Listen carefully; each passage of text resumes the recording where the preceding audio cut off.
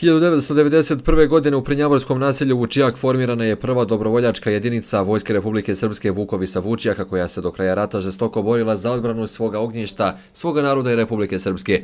Uspomena na stradale borce, ali i na sve pripadnike jedinice, nikada nije prestala da traje. U to ime na istom mjestu sagrađena je i spomen soba u okviru štaba jedinice koja je danas uz služenje parastosa poginulim borcima i okupljanje pripadnika porodice i poštovalaca žrtava jedinice i osvećena. Sin legendarnog komandanta ove jedinice Veljka Milankovića, Slaviša Milanković, koji je trenutno na čelu udruženja Vukovi sa Vučijaka, kaže da ova jedinica zaslužuje brojna priznanja za žrtvu koju je dala. To je jedinica koja je okrenula relej na Kozari kako bi se mogao gledati TV program iz Republike Srbije. Do tada je moglo da se gleda samo TV program iz Sarajeva.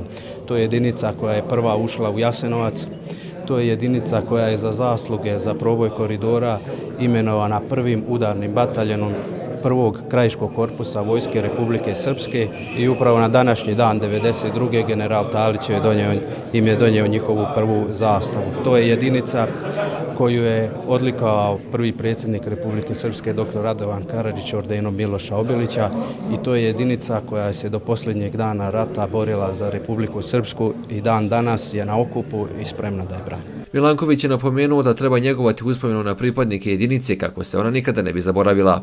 Ovdje su izloženi dokumenti, novinski članci, ratne uniforme, ratne karte i fotografije pripadnika jedinice iz ratnog perioda. Ovo je poseban dan za cijelu lokalnu zajednicu i najmanje što smo mogli učiniti jeste da napravimo ovaj kompleks ovdje na Vučijaku, istakao je načelnik opštine Prnjavor Darko Tomaš. Ono što moram napomenuti jeste da su ovo bili najhrabriji vojnici naše opštine koji svoje živote dali i za slobodu opštine Prnjavor i za slobodu Republike Srpske i ono što je zahvalnost i boračkoj organizaciji koja na području cijele opštine organizuje parastose i sjeća se ovih naših poginulih vojnika. Kroz ovu jedinicu prošlo je oko 800 boraca. Jedinica nikada nije imala veću formaciju od oko 350.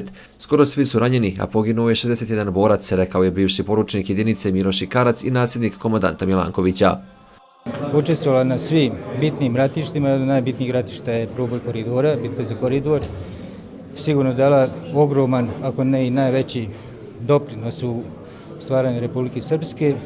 Prva je na ovim prostorima kao srpska jedinica preteča srpske vojske. Prva akcija koju je izvela jedinica Vukovi sa Vučijaka je okretanje repetitora na Kozari i druga bitka koja je vrlo bitna za nas sve iz ove jedinice, oslobođenje Jasenovaca.